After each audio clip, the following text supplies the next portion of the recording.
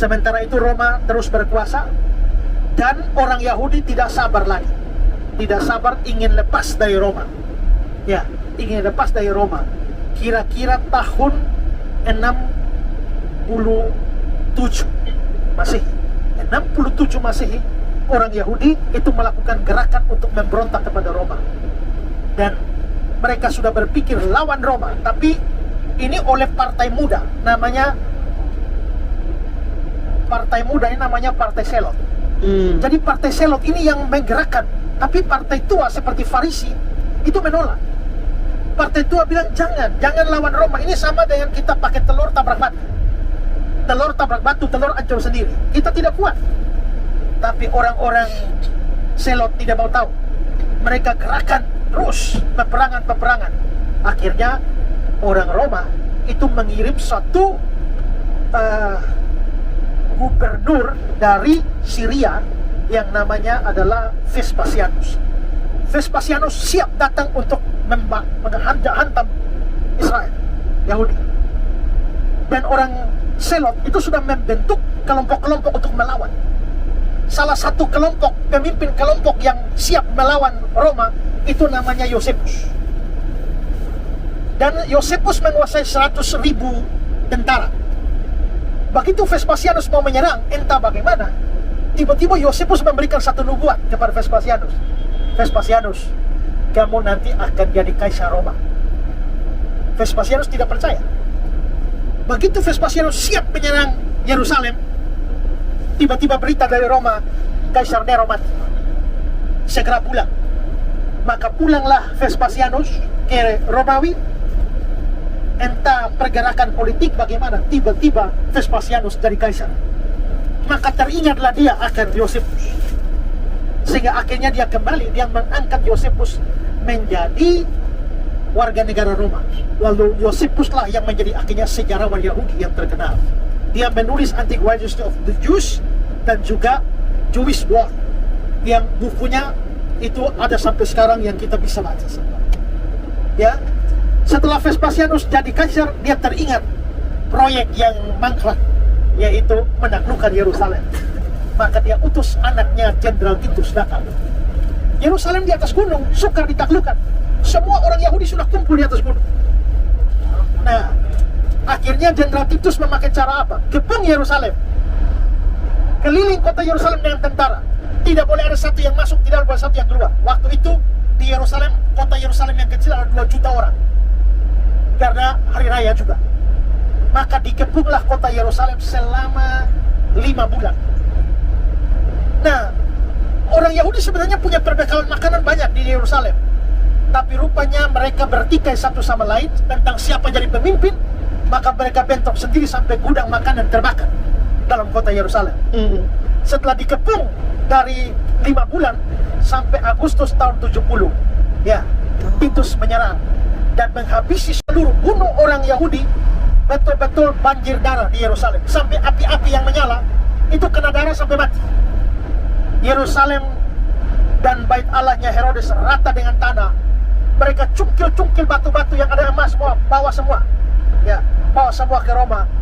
Dan bahkan seorang anak buahnya Titus menyuruh semua rumah di Yerusalem kasih rata dengan tanah, gali dan bikin fondasi-fondasi gali, lalu tanam pohon semua di sana. Begitu mereka mau menghancurkan tembok bagian barat, Titus bilang, sabar, jangan hancurkan tembok bagian barat, biar tetap berdiri, menjadi kesaksian bagi generasi selanjutnya bahwa kita orang Roma pernah menghancurkan kota sebesar ini. Itulah sebabnya tembok barat masih disisakan sekarang, yang namanya tembok ratapan. Karena orang Yahudi sering pergi ke tembok ratapan meratapi nasib Yerusalem. Ya, mati semua orang Yahudi, dibunuh mati semua. Kira-kira ada lebih dari 1 juta orang Yahudi mati, dibunuh. Lalu Jenderal Titus mengambil semua orang yang dibuang ke seluruh dunia. Sedangkan Yerusalem sudah ditanami tumbuh-tumbuhan, jadi kota Yerusalem pernah jadi hutan, sampai hilang tak berbekas. Belakangan kita bisa lihat kekuasaan berganti-ganti atas Yerusalem. Sementara orang itu, orang Yahudi kemana? Dikirim ke Spanyol. Sampai di Spanyol ditolak maka mereka pindah ke Prancis. Sampai di Prancis ditolak lagi, maka mereka pindah ke Jerman, dan terus di berbagai macam negara sampai selama ribuan tahun. Nah, satu yang menarik dari orang Yahudi adalah mereka terpaksa mulai belajar berdagang waktu itu. Dan karena itulah orang Yahudi mulai hebat dalam urusan dagang. Dan produk-produk sekarang yang hebat-hebat sekarang ini, itu orang Yahudi semua paling jago. Mereka masuk satu daerah, mereka segera menguasai ekonomi. Termasuk di Jerman, mereka menguasai ekonomi. Itu yang membuat orang Jerman marah, sehingga akhirnya melakukan apa yang namanya Holocaust itu, pembantaian besar-besar kepada orang Yahudi di mana-mana.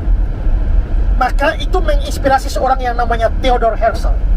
Theodor Herzl pada 1800-an itu mendirikan organisasi yang namanya adalah Zionisme. Dan di bawah Theodor Herzl ini ada mimpi untuk mencari suatu suaka untuk orang Yahudi di seluruh dunia. Maka rapat Zionisme memutuskan mereka memilih dua tempat: kembali ke tanah Palestina, tanah air mereka, atau Argentina. Tapi ternyata akhirnya yang diputuskan adalah tanah Palestina. Tapi tanah Palestina sudah dikuasai oleh orang Palestina Arab. Nah, dan setelah itu Yerusalem dikuasai oleh Ottoman Turki. Ottoman Turki berkuasa ratusan tahun di sana. Waktu Perang Dunia Kedua, Inggris ada pada pihak yang berlawanan dengan Ottoman Turki. Dan Inggris menang perang, mengalahkan Turki. Otomatis semua wilayah yang ada di bawah Turki itu di bawah kekuasaan Inggris, termasuk tanah Palestina itu dikuasai oleh Inggris. Nah, lalu terjadilah lobby-lobby yang banyak antara Arthur Balfour, yaitu Perdana Menteri Inggris, dengan konglomerat Yahudi, yaitu Rothschild, keluarga Rothschild. Akibat daripada itu, maka Inggris menyerahkan untuk tanah Palestina dibagi dua, untuk orang Yahudi dan orang Palestina. Maka sejak itulah mulai diadakan kampanye orang Yahudi pulang. Ya, orang Yahudi pulang, sehingga pada Mei 1948 orang Yahudi memproklamirkan kemerdekaan kembali Israel modern. Maka mereka masuk kembali ke tanah mereka. Beberapa jam kemudian Liga Arab siap perang melawan orang Yahudi, bayi yang baru lahir itu. Maka terjadi perang besar, tapi anehnya orang Yahudi bisa memenangkan perang itu. Termasuk Yordania, Mesir, ya, itu sudah perang. Lalu terjadi rentetan perang, ada perang 6 hari, perang Yom Kippur, perang Suez. Ya, sampai dengan perang-perang itu Israel akhirnya makin bisa memperluas wilayahnya, dan kita semua tahu konflik-konfliknya sampai hari ini. Ya, demikianlah cerita ribuan tahun yang saya ringkas menjadi beberapa menit. Ya, semoga cerita ini bisa mencerahkan saudara-saudara. Ya Tuhan.